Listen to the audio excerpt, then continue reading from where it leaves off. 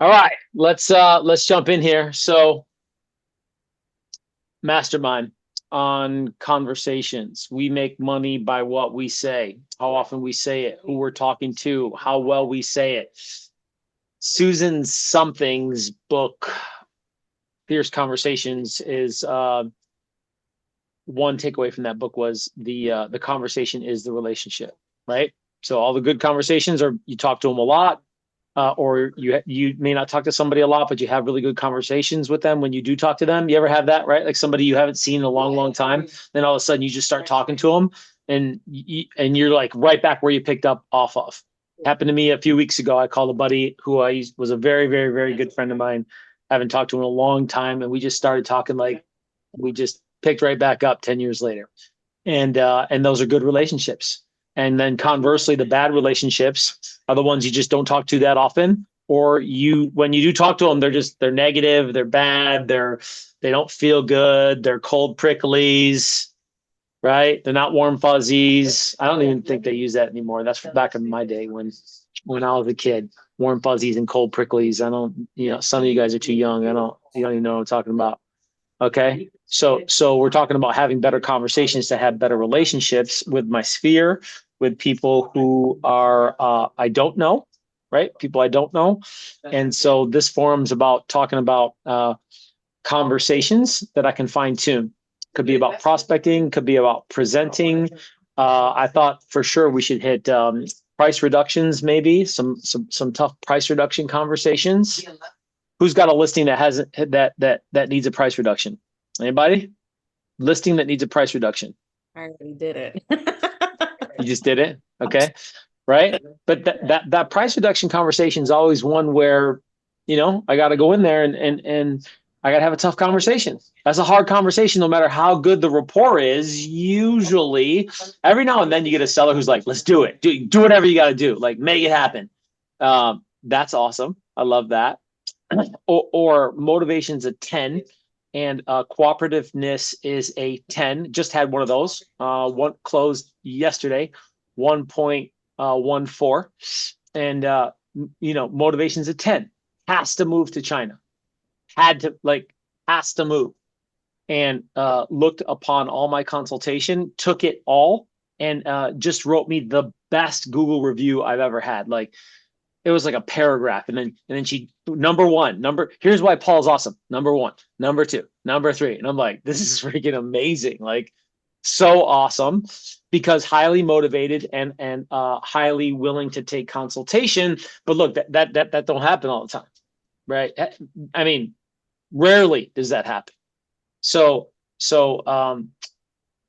the moral of the story is, how good are you pre-qualifying so you take better qualified prospects? Because if you're taking 5, 6, and 7s on motivation, right? 9 or 10, 10, I have to sell. 9, I really, really want to make this happen. I don't have to, but I really would like to make this happen. If you're not a 9 or a 10, we could run into some issues later on for price reductions. So maybe we can start with price reduction. I want to throw that on the board on a role play that we can kick around and play with on having that conversation around price reductions. Okay, so price reductions is on the board. What else is on the board today? What do you guys want to talk about? Write it in the chat box or raise your hand, and I'll call on you to add to the pool potential conversations we can work on today. And we can talk about anything: buyers, sellers, specific lead types, expired listings. Andrea, right? Love expired listings personally. But okay. Bia, who are you talking to? You do expires too, yeah. Okay. Yeah. Go B. I Yeah. love it. Yeah. How long have you been licensed, Bia? It'll be 4 years this spring. Am I saying your name right? B or Bia? You can call me B. B. Got it. Okay. 4 years. Okay. Nice. From Central Texas? Yes, Austin specific. Yeah. Okay. Nice. Awesome. Okay. Well, nobody's speaking up, so let's just go to expired listings. Okay. let's come back to listing presentation on a price reduction. Um, Andrea, what part of the listing expired an objection? You want to role play the actual call? What are we working on? So I am working on just getting better at my script because so a challenge I have with scripts is I'm have a limiting belief in my mind that I have to memorize it word for word.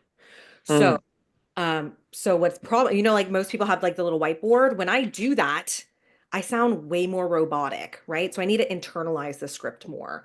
So I have hmm it down here and I need to practice because I ideally don't want to practice on paychecks, but I know you have to sometimes just dive in, rip the band-aid off. But I'd like to just Yep. practice the conversation uh, hmm to better internalize the communication, basically. hmm Yeah.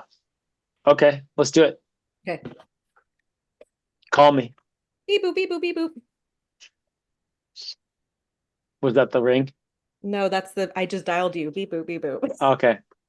Hello. Hey, Paul, this is Realtor Andrea. I'm not sure if they have the right number, but I was calling about the property at 123 Main Street. Are you still Um. considering offers? Yeah. Well, actually, we just pulled it off the market. So. Oh, okay. So would you still be willing to consider offers if one came to you? I mean, if we were on the market 90 days and, we really didn't get much, so I'm not interested in any lowball offers. Hey, I hear you loud and clear. So what caused you to take your house off the market? It's a beautiful, beautiful home. Yeah. Do you have a buyer? It depends. I talk with a lot of buyers daily, actually, so I'd love to walk through your home, but I'm curious, what do you think stopped your home from selling?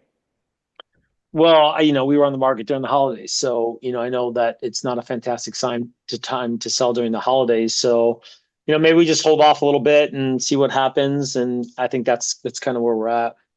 Sure, I hear you. I know the holidays got slammed and busy. Did y'all have any showings during the holidays? We had like three in December, so not really many. Okay, but hey, good for the Christmas time, wouldn't you think? Yeah, I know. I don't know. I'm not sure. It just didn't seem like a lot. I mean, it's a whole month worth of, you know, Yeah, opportunity. yeah, absolutely. Well, so let me ask you, I mean, you're putting your house on the market during the holidays. Are y'all Mhm. moving here soon or what's got you selling your home to begin with? Yeah, actually, we have another house in Colorado. And so we were going back and forth. My wife has a business out there that she started because my daughter moved out there a while back. Oh, And wow. so, yeah, the grandkids are out there. And so, we don't have to sell it right now, but, we're really looking to transition to Colorado to be near the grandkids. Yeah, absolutely. So what was your original time frame then for getting out to Colorado to spend time with grandkids? Well, we were there for the holidays, but as far as when we wanted the house sold, I mean, sooner than later. So it's just a matter of, like I said, maybe waiting until the market rebounds a little bit here in the spring. Sure. And we Yeah. see that often, right? I mean, hmm we see inventory popping up right now too. So what do you think see, this is where I die. Sorry guys. Okay. Don't die. Huh? Keep going. I'm going. I'm trying to think what other question to ask. This is where I get off. I need to have my questions more internalized. Yeah. Shit. Sorry, y'all. Okay. So look, are we going? Are we breaking? Let me break 1 second. So I want to recap Okay. because and this is where I get stuck because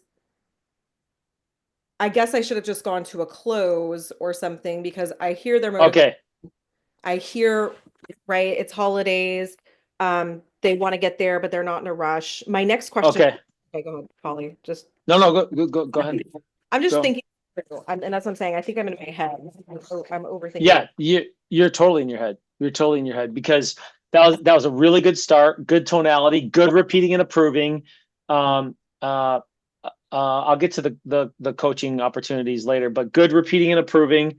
You were made it very conversational. I think those were your strengths on the energy. You said this is Realtor Andrea. Is that what you say on the phone? No, I just say, Oh, hey, okay. Okay. That was weird. I'm like, you're like, this is realtor, Andrea. And I'm I'm too like, scripty. I was going too scripty. I'm just like, hey, this is okay, our Andrea. So look, okay. So great energy, great engagement, really good repeating and approving. It's felt very conversational. Did you guys agree? Go like Yeah. this. Okay. Mhm. Great. So, okay. So coaching opportunity. Be a little careful on the response gaps. I think they were okay. They talk, I talk. They talk, I talk, and in between is the response gaps, especially for expireds, because more often than not, the pace of the conversation is moving a little bit quicker in their mind in regards to like, all right, let's get this going here as far as what's happening and where we're going. My pace wasn't like that, but if the response gaps are too long too often, the conversation feels a little weird. And it didn't feel weird, but it felt like maybe you were losing momentum. And if you're losing momentum and you're not keeping pace of the conversation, not really fast, but in a healthy flow where the response gaps are tighter, so the conversation feels like it's moving versus like, okay, what, like subconsciously, like what do you like? Do you know where you're going right now? Do you know what you're talking about? you nailed it because you could tell I was losing it. Right. So they may not consciously have that thought, but like subconsciously, like this is feels kind of weird. Yeah, where are you So going? like yeah, where are you going? So like you got to keep pace, right? So because maybe you were doing that because ultimately you were like, all right, time out because you were trying to figure out where to go. But hold up, you were digging on motivation. Dig a little bit deeper because you asked them what their motivation. I mean, they told you what the motivation was. Now use those two questions. You guys should be cycling at least a couple of times around. What's important about that? What does that do for you?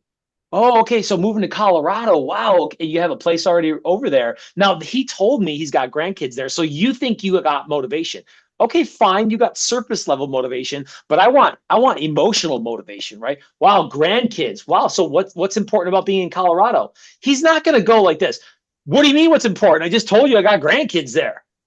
Like he's not going to say that. If it's an emotional identification marker you that he gave up to you, or you go, wow, grandkids in Colorado. What's that do for you being close to them? He's gonna fall wrong. Well, I get to be close to. So somebody gives you motivation, go for it. Like dig in there a little bit, dig a little bit deeper. What's important about that? What's that do for you? Because especially when they serve it up for you, but even when they don't, like dig in there and go, okay, Colorado, and they don't say I got grandkids there, so what's important about Colorado? Blah blah blah blah blah. So what's that do for you? Blah blah blah blah blah. Oh, nice. So what's important about that? Blah blah blah. So what's that do for you? Blah blah blah. And now at some point, I'm like, it's like some sort of heartfelt or emotionally based motivational Okay. disclosure. And now you're like talking person to person, not prospect to player. Right now you're talking person to person. So that's so dig, and it's on the script there, right? But I mean, you guys, most of the time you miss it. I still miss it too often. Too often. I don't go deep enough sometimes. And then now we're still having like a prospect player conversation versus a person to person conversation. Because, okay, now here's the good news. You still had a really good conversation and an opportunity to close because instead of just closing, then maybe this is where I used to call them bridges, but they're basically trial questions where like I need to ask a trial question to find out like, look, do we got something to work with here? And what's a good trial question? Somebody give me one right now. If you Trial got you had, one, you had an offer that made sense, would you consider it? Right. If you had an offer and it made sense, would you consider it? Tajay, was that yours or you had something different? that's the one I said. Yeah. Hey, if you had an offer right now, would you seriously consider it? Well, I'd seriously consider it, but I mean, I really wanted $800,000. Okay, so I get that $800,000. So if there was an opportunity to get, pretty close to that within the next 60 to 90 days, I mean, would you still want to move? Yeah, I'd still want to move because here's the thing. Now I need to on especially on expired, Andrea, is like I need to like fish around and find out like where's your head really at with the pricing, because if you came off at at 800 and it's not going to sell for 800. I mean, 9.5 times out of 10, right? Something expires, that price is probably not going to work. Every now on a blue moon, that's not the case, but most of the time, the case is it's not going to sell for that amount. No matter how bad the realtor was, like it should have sold. Okay. So I got to fish around, like, where are you really at? Because you missed a few questions on the expired script here. Like, while other properties were selling, what do you think stopped yours from selling? I don't think you hit me with that one. No or Yeah, yes. I asked about the showings. I didn't ask about what do you think stopped yours. Right. So, and what do you think should have been done? Right. Which is like easy questions for an expired to fall into. Easy. Because if they're pissed off about it, they're like, well, let me tell you. And they start talking. Now I got more rapport. Now I got more exchange. And now the ground softened. We're like, okay, person's talking to person here. So, I mean, and then now the ground softened for me to go deeper and really kind of find out what's going on with motivation.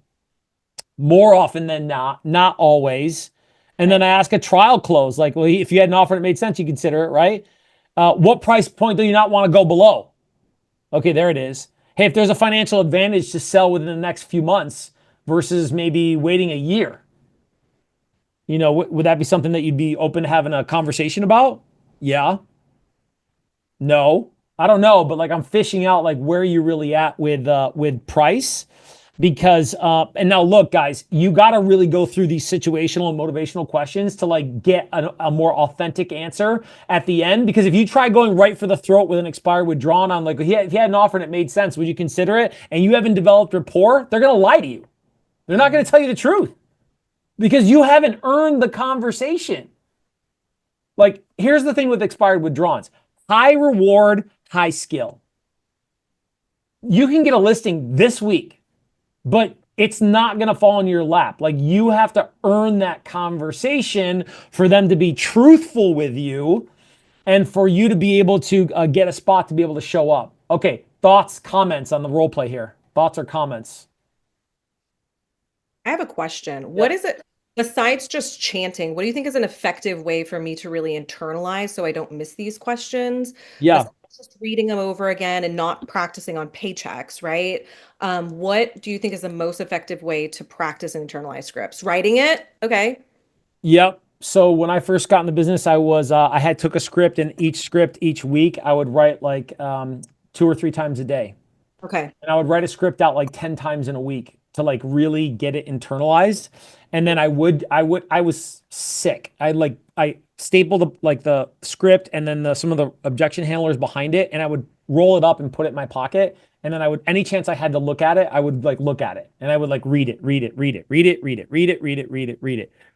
I mean, I wrote the playbook, and I still have my expired script right here. I'm looking right at it, right? Because that's what I call first thing in the morning. It's like, okay, there it is right there. You know why? Just to keep me focused. But I'm reading it while I'm on the phone, because look, I'm looking at the phone. I'm looking at my script. I'm looking at the phone. I'm looking at my script. Like, chanting's a really, really good way to warm you up. Like any pro sport or like any sports, is you should warm up. So how should you warm up? I have my affirmations. I have my scripts, and like I read and chant those to get going, to like warm it up, warm it up, warm it up, warm it up, warm it up, warm it up. If I can do a role play before, great. I usually don't. Transparency. But I mean, I role played maybe thousands and thousands of times I've role played. So like it's in there, I'm ready to go, but like I still need to warm up. Otherwise, I'm gonna miss something, and then bang, there it is. Opportunity's gone, because it comes and go. The windows of opportunity open and close, open and close, open and close so fast with expired withdrawals. And if you are not like a football player, like you're standing there and your feet are pattering, and you're like, okay, here we go, here we go, here we go, here we go. Like expired withdrawals are like that. Like you need to be on your toes, mad on your toes. Okay. I'm gonna write 'em out. Comments, questions. Oh, it was a real gem, Pauly, what you shared. I love this. Gotta earn the conversation so that they are truthful. You gotta Yeah, earn it. That's a little diamond right there. Isn't it funny? Because like we make everybody earn our trust. And like we think that because we call an expired withdrawn, they had a bad experience typically, right? Or they've got all these people calling them, if you're not calling early enough, right? And then we're just like, hey, I'm just trying to help out. No, they're pissed off. You need to earn that conversation, B. Like you have to earn it. And then that means I gotta know who I am. Integrity with like, man, I bring value. And when people help me, this lady who I just closed on yesterday, you know, she loved the fact that I called her and helped her after she couldn't be helped before. But I got to earn it, man. I got to have the skills to pay the bills. And those skills are high level for expired withdrawn. Comments, Pauly, how do thoughts, we get your book? email me, Pauly C. No, actually go email me prospectlasvegas at gmail.com. That's the wrong one too. The real sales talk at gmail.com. The real sales talk. I got too many, David. Wait, is it Prospect Las Vegas or which one? Go Can you to put it in the chat? yeah. I'll put it in the chat right here. It's going to be the real sales talk at gmail.com. Okay, the real sales talk at gmail.com. Thank you. Okay. Comments? I also had it's not really a comment, it's more so jumping back to something that you said previously about digging into the conversation. Because I'm someone, once I get the situation and the motivation, I kind of just go strictly to the close to set the appointment. And I'm not sure because so basically for this year so far, the ratio of appointments that's canceled is around that 40 to 50%. And I think it might have something to do with that because I just don't hang out on the conversation too much. I just really try to get what I need to get just to get to the appointment set and, you know, to eventually get there. So what are some things that you say or that you have just visually just to remind you, hey, just get as much as you can? Or do you think that's something that ever you had an issue with? Yeah. Okay. So from the tens of thousands of phone calls that I've made, your for people you don't know, the cancellation rate is Tajay. It is going to hang 40 to 50%. That's not going away. That's not going to go away. Now there's some good practices in regards to, my son had a good one, the other day. He was like, hey, if I call you on Friday, are you going to pick up? I was like, dang, this kid's got some guts, man. Like he's 21 and he's like talking to, and he's had quite a few $1 million deals. He's talking to like people that are, they're pretty savvy people. And I'm like, man, that's a good one to like, because it puts people on the spot where you've traveled the rapport, you've got the situation and motivation, they're expressing interest, right? And I call them out to go, hey, I mean, I know you're busy, but if I call you on Friday to confirm for Saturday, I just want to make sure you're gonna pick up. Oh yeah, I'll pick it. No, that ain't gonna stop them from not picking up, right? Or ghosting you. But certainly I can institute measures or standards in my business where, look, I pre-call them on the call. I call them a day before. I call and text. I call them the day before and I text them the morning of. Because I do that. So we call or we set the appointment. We pre-qual on the call or pre-qual the day 2 days before, a day or 2 days before, depending on the day, and then we text the morning of to make sure that we're maximizing our ability for attendance. But I'll tell you, Tajay, even with all that, with people we don't know, 40% is as you get it lower than that, to sustain it lower than that.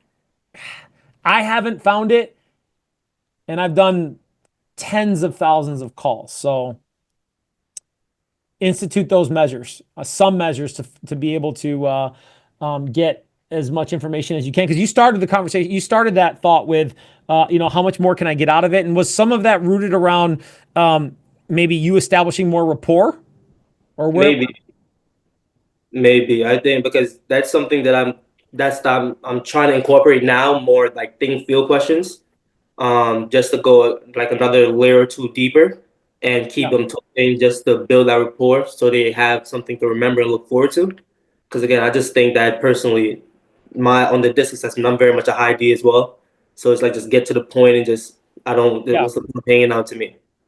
Yeah, be careful because and I know part of it's just being high D because I'm there too. Part of it's being Northeast. You know, the Northeast crowd moves a little bit faster and a little bit shorter, but be careful not to stereotype yourself or them because there's plenty of people who on the Northeast, you know, not everybody from the Northeast is a D, right? Like there's high I's, there are high C's, there are high S's, right? Like, and so making sure that you're intentional to if you think and you feel okay, so I'm talking about assuming, right? Like this happens, right? Tajay, you're like, man, I think you're having the conversation, and inside your head you go, man, I think I should hurry up, or I feel like maybe they don't want me to keep talking. Now, some intuition and some reading people that you're communicating with is a really high level skill set thing to do. I'm really good at that, but I got to be really careful because sometimes I think and I feel when I don't know. Right. And if I'm thinking and I'm feeling and I haven't really dug into what they think or what they feel, and I got to be a little bit more strategic with that. Now, look, maybe Tajay, that's having the prequel script up in your station because sometimes you can just start diving right into the prequel script. I mean, before you set the appointment, just dive into the prequel script. I mean, you're not going to go into the prequel script like you've already set the appointment, but you start grabbing questions from the prequel, and those are really good questions that help develop a higher level of rapport that are rooted in good situational or motivational questions that will help the dynamic of the strength of the conversation. And then all of a sudden you go, oh no, they're not that in much of a rush, or they're not really a D. Because you were just asking, okay, ready? Motivate two things. Motivation equals cooperation. Okay? Motivation equals cooperation. Now, I'm salesperson, I'm stranger. They may not be cooperating up front, but I got to but I got to start with what's my job? Ask great questions, ask them well. Ask great questions, ask them well. Because sometimes, David, like you're asking questions and those questions sound meh. Right? Like even like you asked the question, you're like, ew. Okay, so being really intentional about your delivery is super important. I was coaching one of my VAs this morning on it because he's reaching out to people who are wandering in and out of the website and looking at property values. I'm like, dude, look, it's less about what you say and more about how you say it. I want you to follow the script. I really do because it's going to help you be more efficient. And you can internalize that script, Andrea, and really have it all in there and just fire away those questions, but maybe not in order, but like I'm going to make sure I go deeper on situation instead of just going one deep. I'm going to, and then once it's internalized, like I can really focus on the delivery going like, man, so while other properties were selling, what do you think stopped yours? And that infliction when it comes across, now energy is real. Now, instead of thinking about it or feeling like they're being processed or feeling like the conversation is taking too long, like you're sound slapping some energy and they just take it, man. They receive that energy and they go, well, and then they just start telling you some stuff they wouldn't have told you before because you were talking like this, David. You were like, blah, blah, blah, blah, blah. So, what do you think should have happened to sell your home? And they don't think it up here. It's not a conscious thought. Like it's a subconscious thought. Like, oh my gosh, like this freaking guy. I gotta go. Ask great questions. Ask them well. You were doing a great job with that, Andrea. On the call, you were doing a great job, but ask them well. And then you got a little lost because you're like, okay, where am I going to go? Because you were overthinking on the fly versus sticking to the plan and supplementing the plan. And you were in solo fly mode instead of follow the plan and then call some audibles. You with me? Does that make sense? 100%. Right? 100%. Stop freaking, you guys, you're flying solo like way too long and too often. Stick to the freaking plan. Okay, I got to tell you the story super quick, and then I want to role play more. So I've had 3 teams. Okay, the first one in Vegas when after I was solo, I had a short sale acquisition team because the market crashed. We had to go after short sales. 90% of the market was foreclosures or short sales. I prospected to get a relationship with a bank. Didn't happen. Had to go after short sales. Okay, so I had 3 guys making phone calls for me. This was before the term ISA even existed. I didn't even know what that was. Like I was just like, okay, if I can do this, I trained some other guys to do this, and they're 25% as good as me. How many guys do I need? How many calls do we need to make? Yada yada. So this one guy, he was from Brooklyn actually. He looked and sounded like Mike Tyson, like short black dude, diesel. And his name was, and if he ever watches this, I love you, Kenny Moore. Kenny Moore was like, he was the best guy I had on my team. And you know what? And we talked about this, right? Because he's talking like this, and he's like, "Hey, how you doing?" And this is what his tone of voice was, kind of high pitched, and that dude set the most appointments. You know why? Because that dude executed. He just followed the script, man. A little bit of humor. My brother's my son's friend moved here, no sales experience, all construction. He's probably like, he's one of those guys, like he's got, I don't know what it is. Like he's like a little ADD or something. And like right here, like, and like, he's one of those guys, like if you just tell him to do something, he'll just follow it and do it to the T. And he's not super personable. I coached him on a strategy for, like, he's doing this door knocking thing for 8 air conditioning units. He broke the record the first week because he was just like boom, boom, boom, boom, boom, boom, just executing. Not a whole hell of a lot of like personality, but like just followed the script. Okay, moral of the story. Stay on message more often with supplements and audibles versus flying solo and getting distracted. Because you're getting what you got now because of that. Okay, you want something different? Focus. Discipline.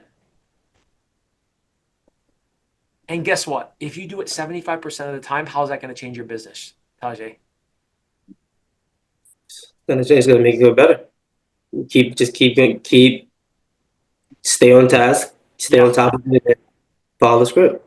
Okay, let's do a price reduction role play off the cuff. Okay, so I do mine. I like to do them where I have a call or I go back and see them, and we're talking about 3 things. We're talking about what I've done for marketing. We're talking about showing activity, and we're talking about the market. So marketing, and showings, and we're going to review all that. And with marketing, it's everything that we do with market. It's comps. You're going to have to go and look back and look at the comps. So the disclosure is like, look, you guys got to get good knowing what the comps are and asking good questions to lead them in the direction on where they need to go.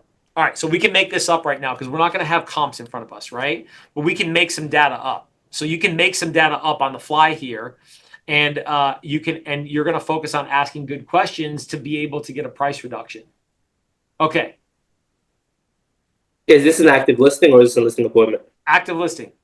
Okay. Active listing. We need a listing. We need a price reduction. Okay. So we get to the point where we reviewed all the data. Let's context here. We're done with looking at everything. Okay. We're done with looking at everything, and now I'm gonna ask the question on where we need to be, or I'm gonna jump into the direct confrontation here on being able to get the price reduction. Who's going?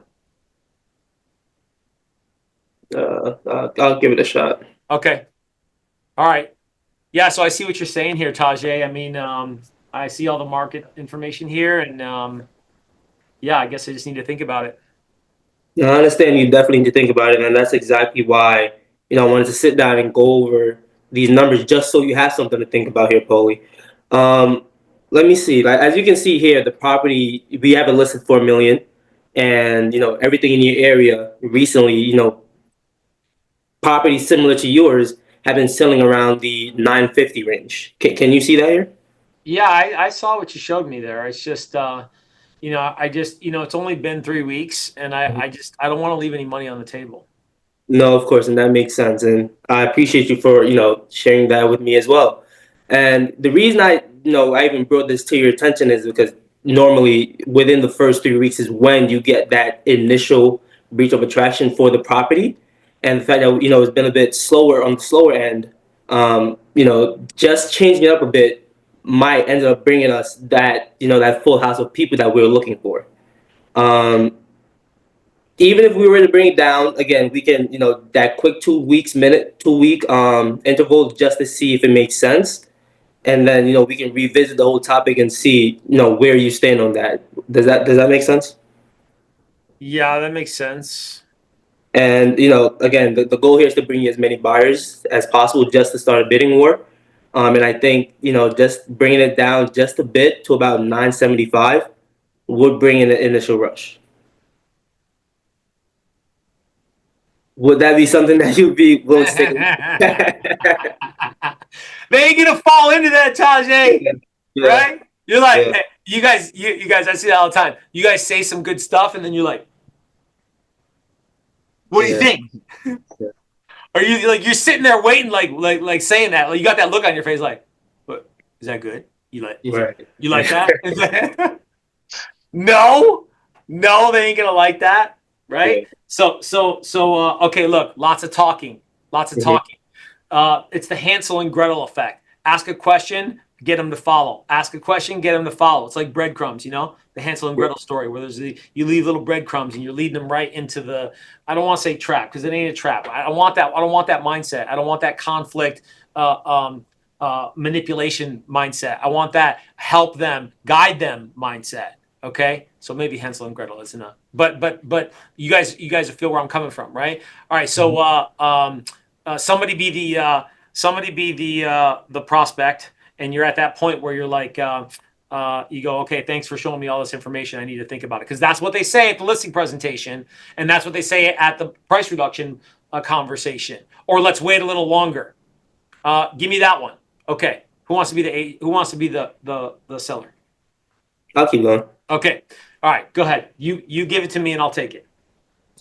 Hey, Paul. Yeah, I see what you said me here, but again, I don't think right now the time to bring the price down. Yeah. No, I hear you, Tajay. I mean, from the beginning, this was about you getting the most money possible, correct? Right. Yeah, and you just don't want to leave any money on the table, do you? Definitely not. Yeah, and I'm really feeling that. I'm really feeling the the importance to make sure that you're getting every penny that you can, and that seems to be your mindset as far as maybe waiting a little bit longer. Is that how you Mhm. feel? Yeah. Yeah. And so let me ask you, what if waiting longer cost you more? You definitely wouldn't want that.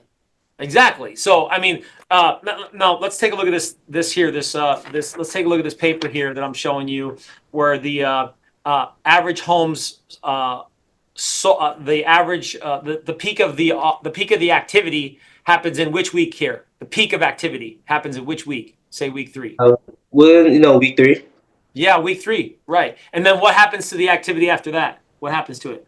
starts declining. Starts declining. Right. Now look, we only need one. Mhm. They're going to say that, right? We only need one buyer, right? Right?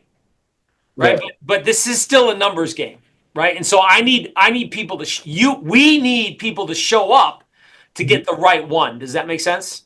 Yeah, it does. Okay, so let me ask you, remember when you bought this house? Yeah. Yeah, and remember when you bought it and you saw property on the market like 3, 4, 5, 6 months? You remember that? Mhm. Yeah. What was the first thing that came to your head when you saw a property on the market a long period of time? First thing. Something might be wrong with it. Something wrong with it, right? And now look, there ain't nothing wrong with this house, right? I mean, this is a nice house. Right. So here's the thing: when I say what if waiting cost you more, is that thing that we talked about at the beginning, which is selling faster means selling for more. So here's the bottom line: we know that the buyers out there feel right now that that we're priced too high, or else we'd see more offers, or we'd see an offer. Does that make sense? Yeah, it does. Okay, so look, let's get to a price point based on the numbers that we just looked at. Some of these other comparables that have sold. Let's get to 875, and look, Tajay, I promise you, I'll defend every nickel and dime I possibly can to make sure that you still get the highest price possible, because that's still the goal. False or true? Yeah, sure. Okay. All right, let's get there. 875. All right. All right. All right. Break script.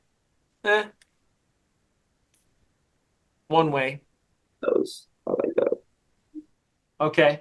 There's price. Where was it? Listing presentation. Listing presentation. Trial closes. That's a good one. Let me share that with you guys here real quick. Thoughts, comments on that role play. Thoughts, comments on that role play. You had direction. I was winging it a bit, because that's a conversation that I've only had once by myself, so I was kind of winging it. But I kind of like how, again, you were asking questions that you kind of leading in a certain way that you kind of wanted it to go, and making them answer the questions themselves. Right. Yeah. Okay.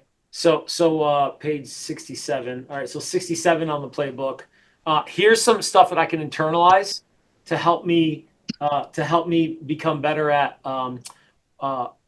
being able to respond without having to look at a cheat sheet. Which, by the way, sometimes even still, I'll bring a cheat sheet and I'm like kind of looking at it just to remind myself of some things that I know are going to come up. Hey, let me ask you, Tajay, would you prefer to hope your home sells, or do you want to know it's going to sell? I want to know it's going to sell. Right, exactly. So let's do the right thing. Let's price it where it needs to be and get the job done. Okay, now that could work well for a D, right?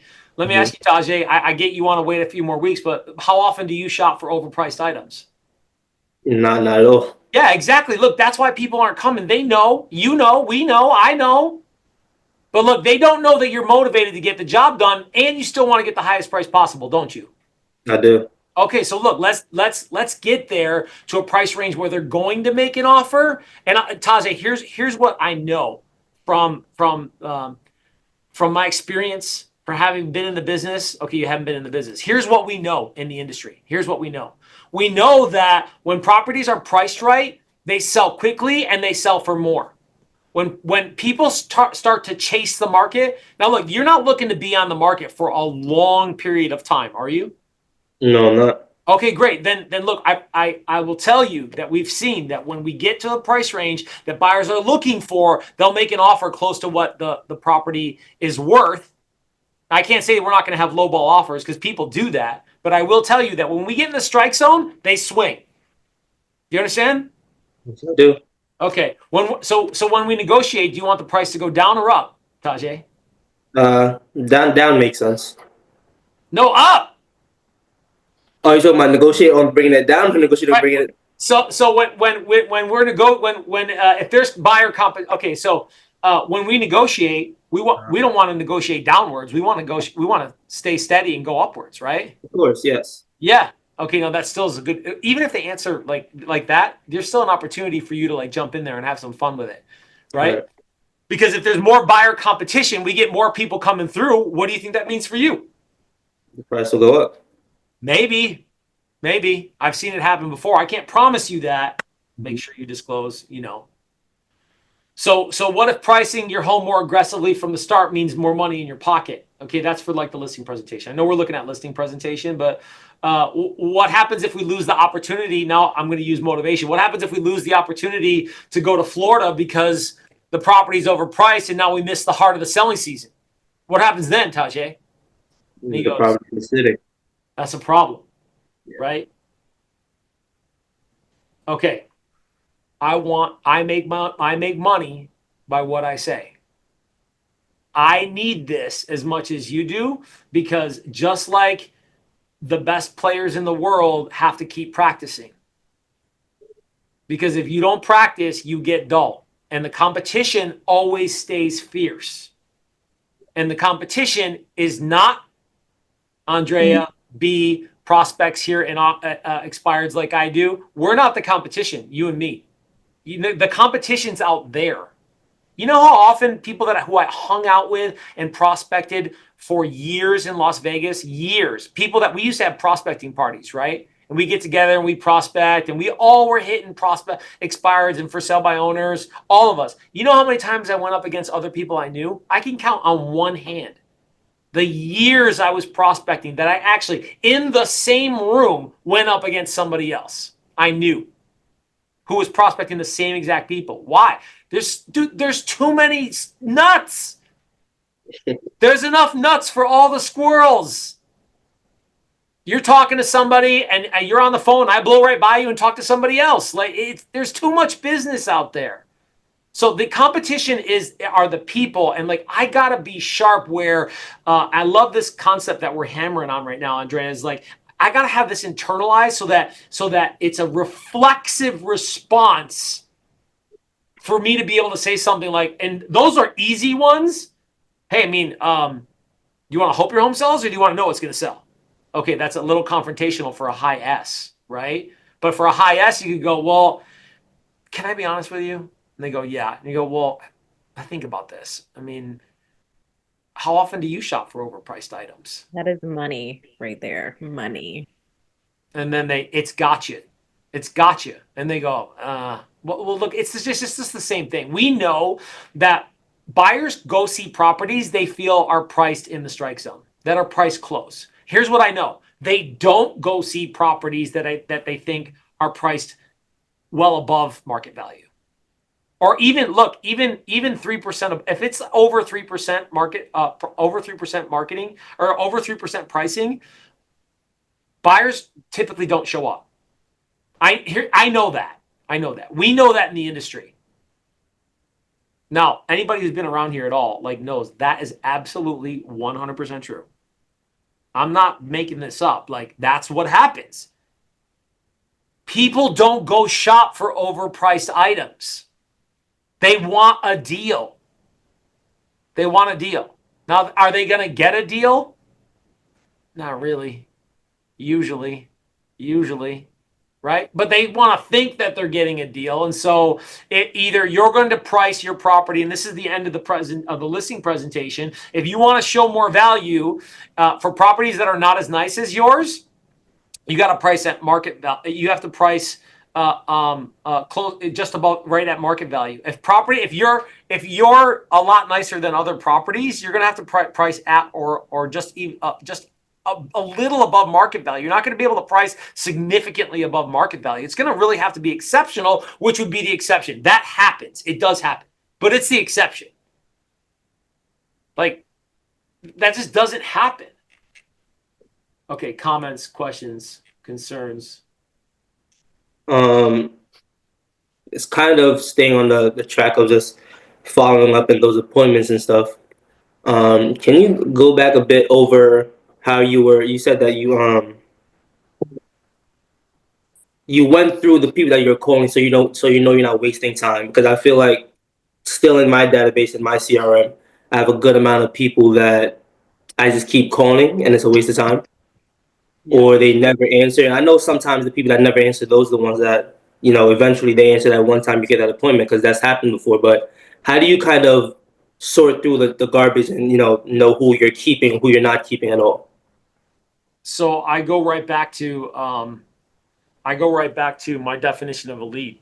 I need to get right at that ASAP. Are you going to do something? Yes or no? Or do you want to buy or sell real estate? Yes or no? What's your time frame? 12 months is my max to nurture. 90 days, I'm looking for 90 days or less, and I'm setting I'm usually setting appointments for 90 days or less, or it's maximum of 12 months. And if you can't tell me, now remember, I just said a little while ago, motivation equals cooperation. That's a golden rule. Okay. So if you ain't talking to me and you ain't telling me that, look right here. Bye-bye. Bye-bye.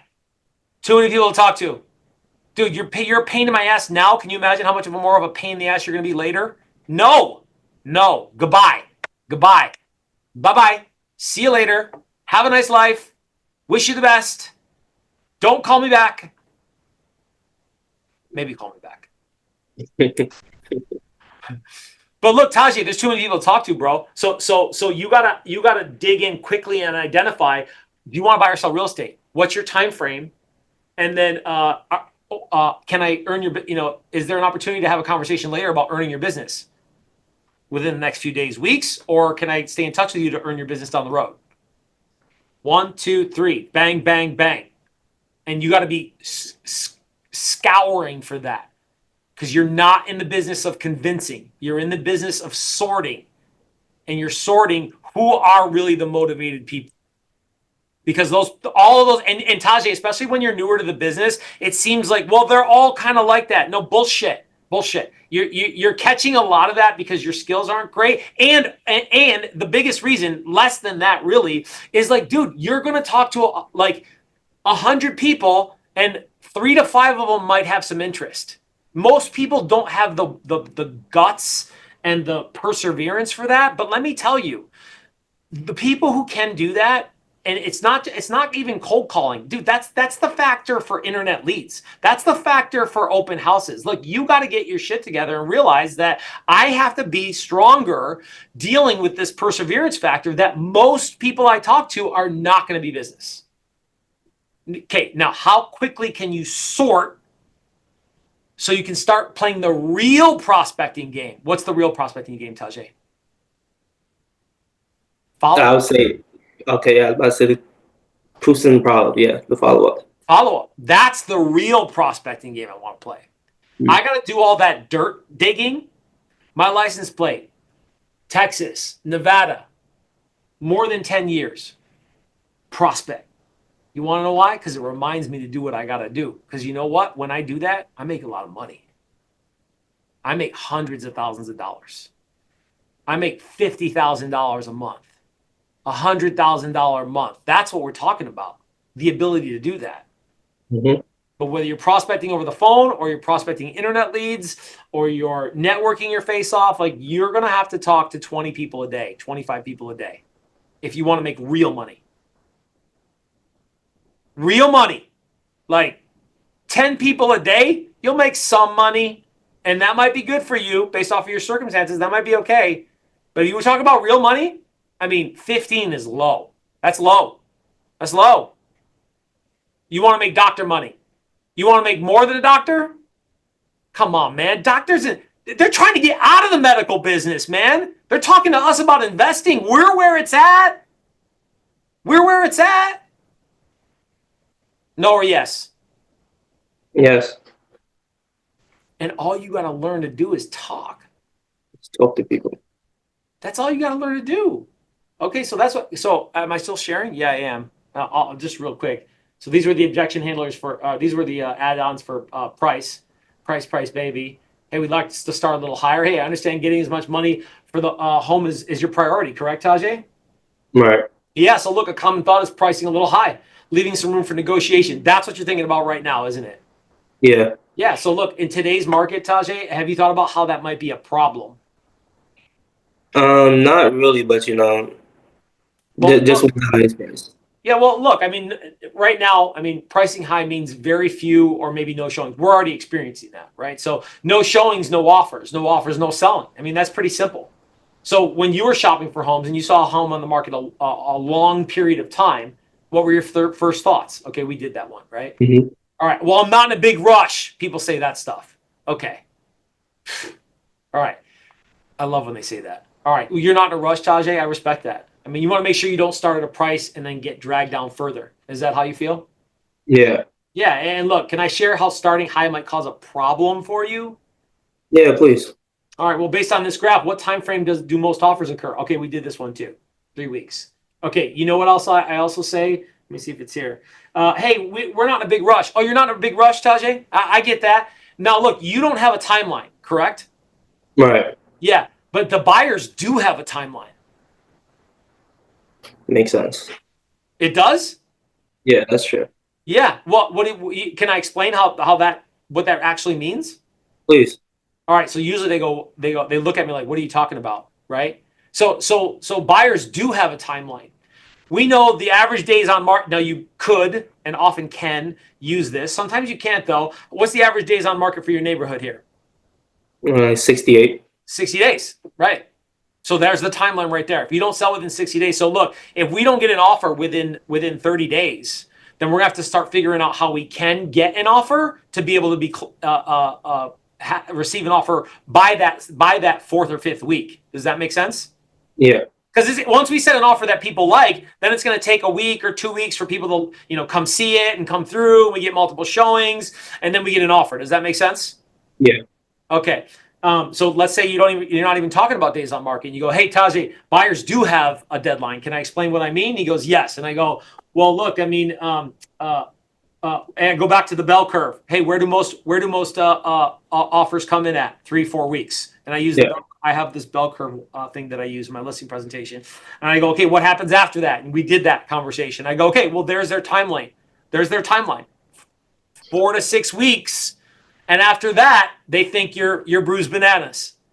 And nobody wants to buy bruised bananas, do they, Tajay? No, they don't. No, that shit sounds kind of lame. But I'm telling you right now, when you say stupid stuff and like funny stuff, like that shit lands. Every time they're like this, they go, yeah. I don't want to be bruised bananas. It lands. Okay? Or they just look at me and they're like, okay. All right, so okay, that one too. Yeah, I don't want to start at a higher price and get dragged down later. Can I share exactly how sellers sell for the highest price possible in today's market? And they go, yeah. And they go, great. Well, they price aggressively to sell at or above market value. Would you rather have fewer showings with buyers trying to drag you way down on price? Or would you like a lot of showings with buyers competing against each other? That one sounds better. Yeah, exactly. Now, notice the delivery, especially in a presentation. If you ain't showtime, baby, you know time, baby. Showtime. You get to that point and it's like, let's go. You better bring the energy and you better bring the delivery because you're trying to earn $10,000, Winter Haven, $30,000, Brooklyn. Winter Haven's like, give me some of that $30,000. But I'll tell you also, you know what happens is that when you start speaking fluent real estate, you start attracting, when you don't even know it, you're talking to more qualified, more experienced people. People who are more savvy and are at higher price points want to be around other professionals who are really good at what they do. And the best way to do that is to talk to them and let people hear how savvy you are with your communication, and they will fall in line easier and you'll earn bigger paychecks. Who wants bigger paychecks? Say me. Me. All right. Appreciate you guys. Thank you so much for showing up. Thursday's Real Sales Talk, Power Hour Role Play. You ain't going to get this anywhere else. Don't even tell me. Oh, yes. Puppy Chulo in the house. That's my brother from another mother. Okay. Hey, stay tuned. Tell your friends. Appreciate you guys. Have a great week.